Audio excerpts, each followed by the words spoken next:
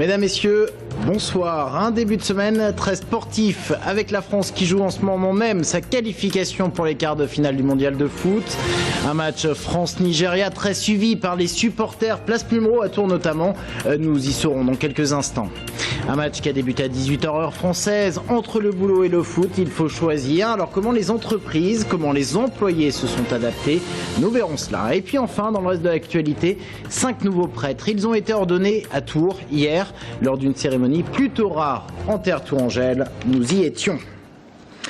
Tous les regards sont actuellement tournés vers Brasilia. La France joue sa qualification pour les quarts de finale du mondial de foot face au Nigeria. Le coup d'envoi a été donné à 18h. Le match est actuellement très suivi par les supporters français. Ils sont réunis chez eux ou dans les bars qui diffusent le match. 18h48 exactement sur TV Tours Val-de-Loire. C'est la mi-temps. Les deux équipes sont toujours à égalité, 0 partout.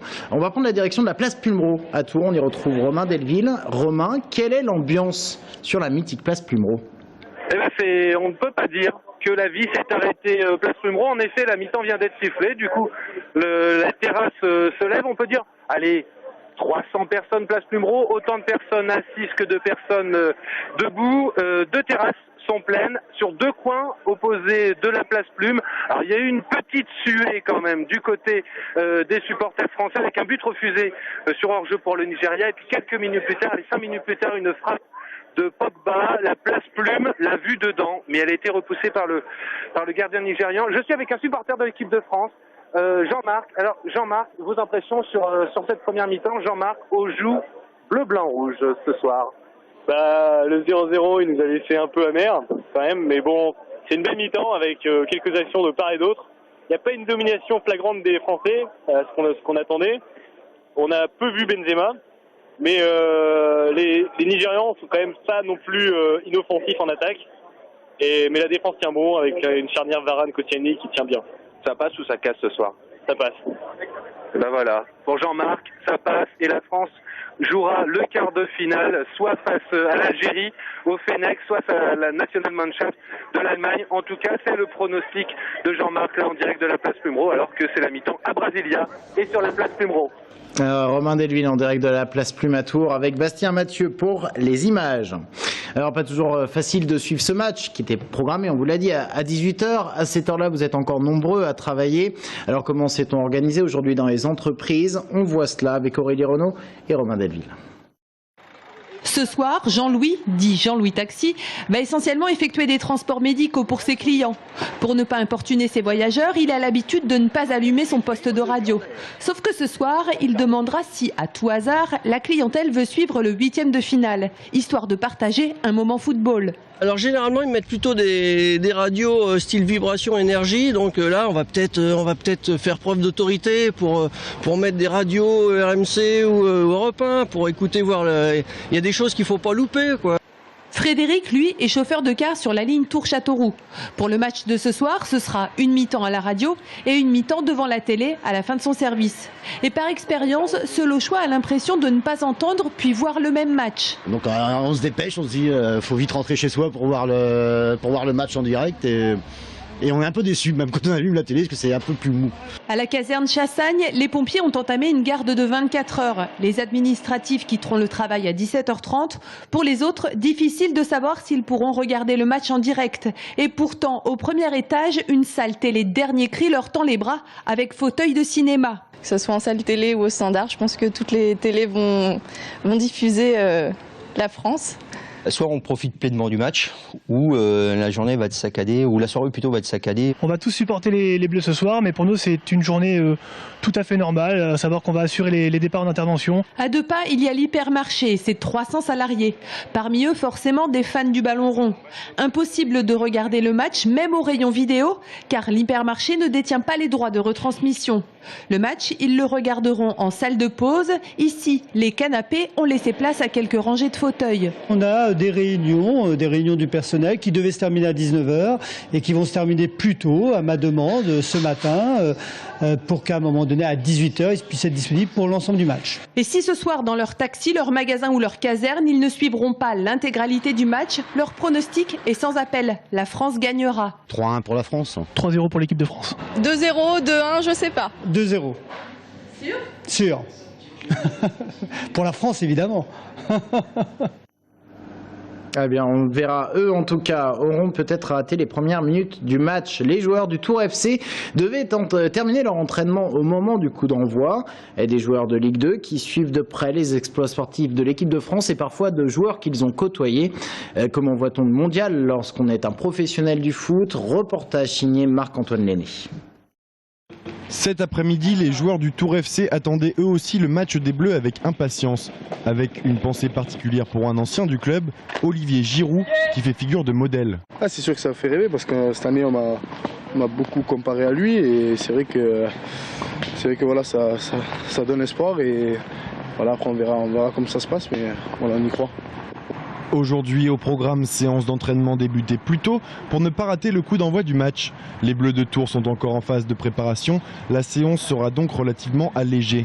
L'occasion pour Alexandre Dujeu, ancien joueur devenu adjoint, de se rappeler ses années passées aux côtés de Giroud et Koscielny. C'est une fierté. Moi, je suis très content d'avoir côtoyé ces joueurs-là. Et puis, ça donne encore un peu plus de piment quand on regarde cette rencontre parce que ce sont des joueurs avec qui on a évolué. Donc, on a encore plus envie que la France gagne. Même si les stars sont partis, le Tour FC peut compter sur ses cadres et ses jeunes talents qui rêvent eux aussi d'équipe de France. Rêver, ça coûte rien. Et on se rend compte que même des joueurs qui étaient il y a 5 ans au Tour FC, aujourd'hui font la Coupe du Monde au Brésil. Donc il ne faut surtout pas s'interdire de rêver. En attendant, les joueurs du Tour FC ont délivré leur pronostic, 3-1 pour l'équipe de France. Et puis l'Algérie joue de son côté également sa qualification pour les quarts de finale. Match contre l'Allemagne à partir de 22h. Il sera suivi de près par la communauté algérienne de France. Camille Lemeur. Algérie-Allemagne, la rencontre est placée sous le signe de la revanche. Pour se passionner, pas question d'échapper à la victoire. Les Algériens se souviennent du match de la honte au Mondial de 82.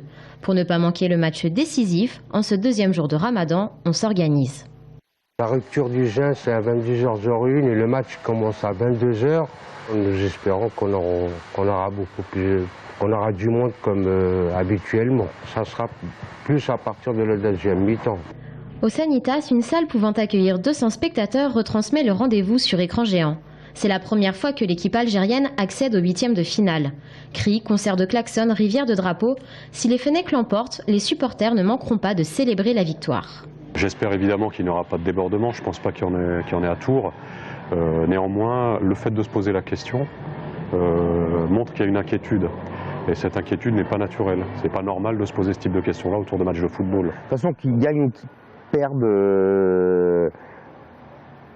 voilà, il y aura toujours des coups de klaxon, quoi, voilà. Par précaution, quelques brasseries fermeront leurs portes à l'issue du premier match de la soirée, quand la France affrontera le Nigeria. Oui, 2 matchs de foot ce soir. La police sera mobilisée pour prévenir tout débordement. Un dispositif de veille, mais pas de dispositif spécial. Idem du côté de Fil Bleu qui annonce des perturbations sur les réseaux, voire l'arrêt total du tram si les voies de circulation sont bloquées. Tout cela sera géré en temps réel. Le service peut donc être stoppé à tout moment. Prenez vos précautions. Chez Fil Bleu, on veut éviter de revivre la même situation que lors des derniers matchs de l'Algérie. Le tram avait été bloqué place Jean Jaurès. Une vitre a été caillassé et puis également tout un tram avait été bloqué à jouer les tours jusqu'à 3h du matin. Il avait été pris d'assaut par des supporters.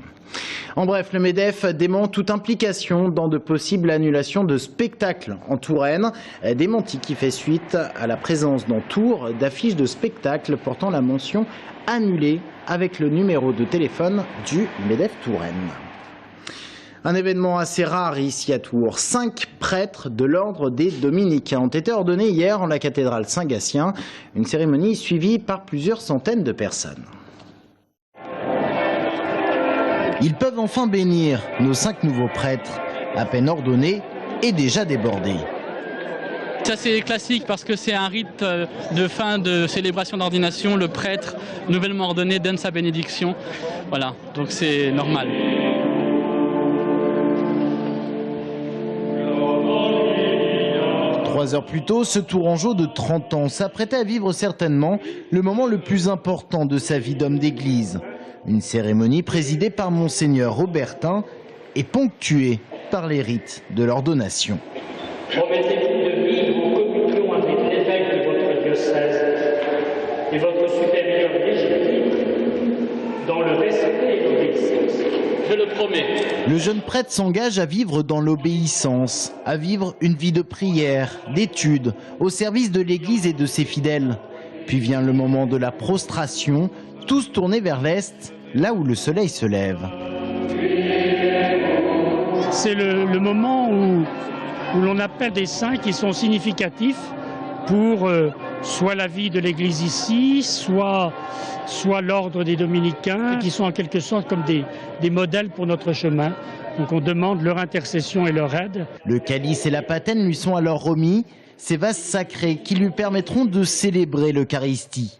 Frère Thomas-Marie Gillet officiera lui à Lyon, là où il a déjà été ordonné diacre. Beaucoup d'émotions et puis d'actions de grâce, de remerciements, voilà, pour le chemin parcouru en église avec mes frères et puis avec ce diocèse aussi que j'ai la joie de retrouver. Bien sûr, une très grande émotion d'être là, de cette église que je connais, cette église qui m'a accompagné. Je suis vraiment très heureux et je bénis le Seigneur et le ciel. Originaire de Loches, Thomas Gillet a grandi dans une famille modeste et peu pratiquante. À Tours, il obtiendra un master de lettres classiques avant d'aller frapper à la porte du couvent des Dominicains.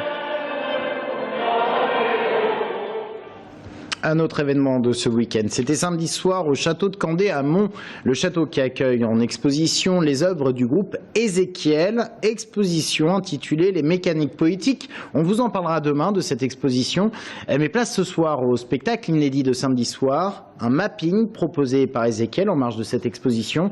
Il s'agit de projections sur les façades qui leur permettent quelque part de prendre vie. On va se laisser sur ces images et on se retrouve juste après en compagnie de l'invité de la rédaction.